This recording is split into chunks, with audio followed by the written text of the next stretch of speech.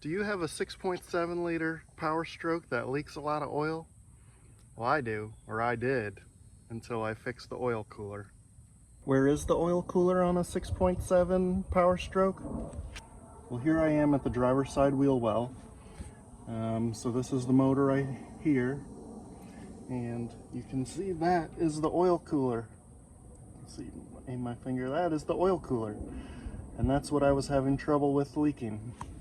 So you'll see in this video, which I took earlier when I was trying to diagnose the problem, I have this small oil leak from below the oil cooler. So originally I thought that the oil cooler gaskets had gone bad. So I replaced these rubber seals.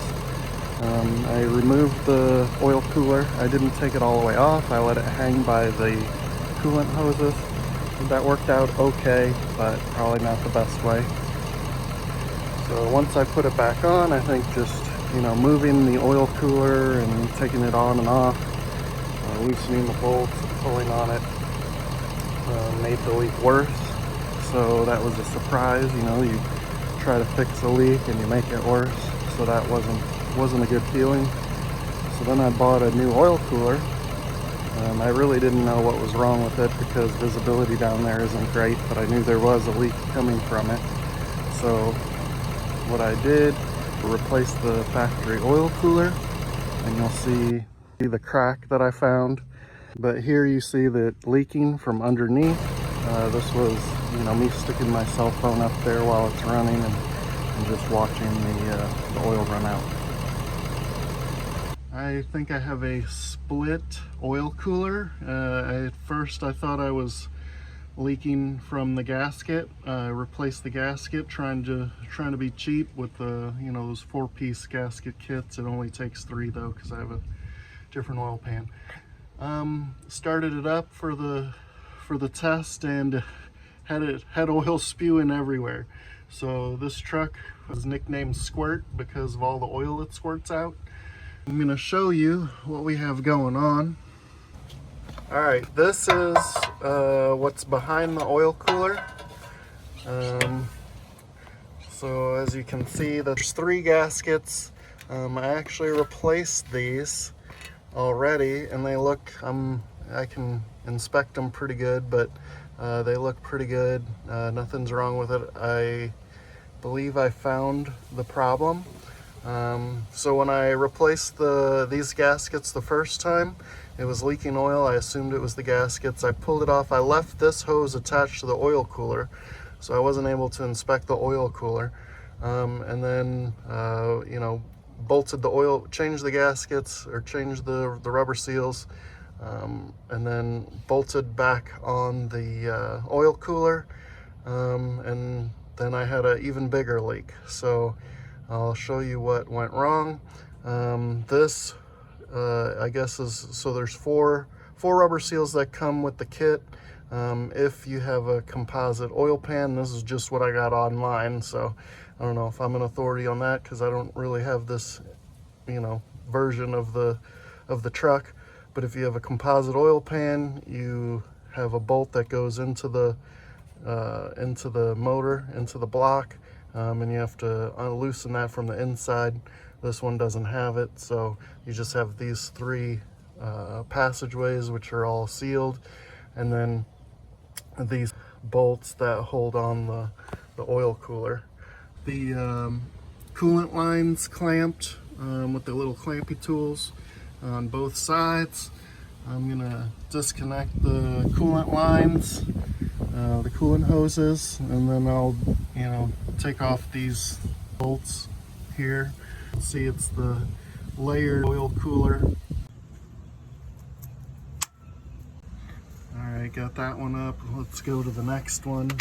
It's a little hard to get to them directly under it. That'll be this guy. I don't think it's focusing. I don't know if I can focus. So check this out. This is the old oil cooler I took off. Ford, part number. Check this out. This is a split, and you can actually see daylight through right here at this angle. There it is. You see that? It split all the way through right here. You see that daylight? Look at that. I would advise in the future, if you need to replace oil cooler gaskets, maybe get a new oil cooler. I don't know. So Mishimoto does say they offer a lifetime warranty. It also says it has an additional row. I don't know if you can see in there. Just a heat exchanger. So there on that top hole. Trying to get in there, get a view in there.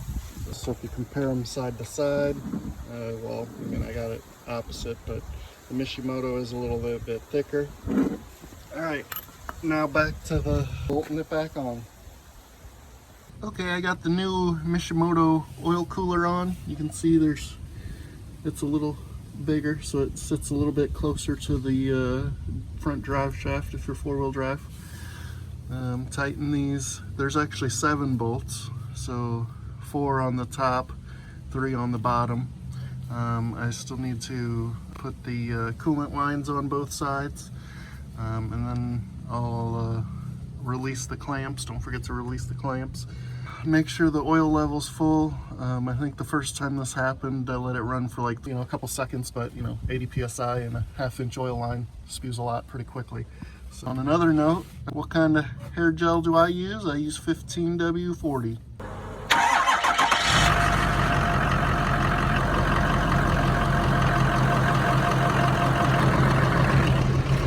No leak.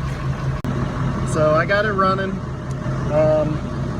One thing you want to do is check the oil often. If you're losing oil, you don't want to risk being low on oil. I use the Rotella T, full synthetic, so it's $25, $30 a gallon. Another thing is, the job's not too difficult, but you are constrained with space and sight. I was doing it outside, so when nighttime comes, which I did work on this at night, I couldn't see that well. The other thing that's kind of hard about this job is it mixes coolant and oil, so your hands are like extra slick. So tools are hard to grip. Everything gets messy. Your clothes, the ground, your lights, your tools. I'm running the heat. Since I broke open the coolant system, I'm gonna have to, keep an eye on that. Make sure it, burps the system or whatever, and make sure I have my coolant levels operable. So, yeah, I hope this helped.